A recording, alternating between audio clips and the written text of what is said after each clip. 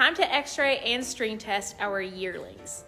Molly's up first, the oldest of the yearlings. She's a little sleepy right now. So we do x-rays when they are weanlings and when they're yearlings. We do it at the end of the year because in the next few months, she will start to have a little bit more work. She'll start to be a little more active, have some training be done. We want to know if there's anything to be mindful of when they start work, or if there's a reason we need to delay their training. Little sleepy girl, you got to get on the blocks. She was not being helpful there for a second. Look how different the yearlings look compared to the weanlings that we just looked at. I mean, they're starting to look like horses, not just little fat llamas. So they take the x-ray and then it pops up over here. So on the coming 2-year-olds, we're doing their knees specifically to see if they have closed. Here you can see this black line right here where that mouse is. That shows that her growth plate is still open. Generally in quarter horses, it's like 18 to 24 months when they close, but it could be even later. And so we like to make sure that those knees are closed prior to work. So Molly is like 22 months old right now. See right there, you can see that growth plate still open. The last time we string tested Molly when she was a weanling, it said that she was gonna be like 50, I'm sorry, I choked on a chicken tender earlier. 15 hands, 15 one hands, something like that. So let's see her change. We're gonna be all the way down. Nope, 15 hands on the dot. Awesome, I think she's right on track to be that height too. So it seems to be pretty accurate so far. Next is Miss Daphne. She's a big girl. So especially with Daphne and Wally being really growthy, they're gonna be a lot bigger than Molly. We wanna make sure that they are given adequate amount of time for those joints to close before we start loading them with more weight. All right, x-ray.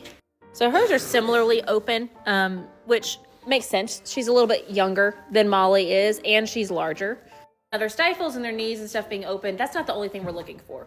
We're doing similar to what we did with the weanlings earlier, where we're just on a fact-finding mission. You know, if they've had some trauma out in the pasture and they have some sort of anything that could cause them problems later on, we would just rather know about it now and make plans for them on, you know, their training kind of like timeline and what's best for them based off of that. So we're gonna string test Daphne now. I think she was 16.3 or like predicted to be 16.3 when we did this as a weanling.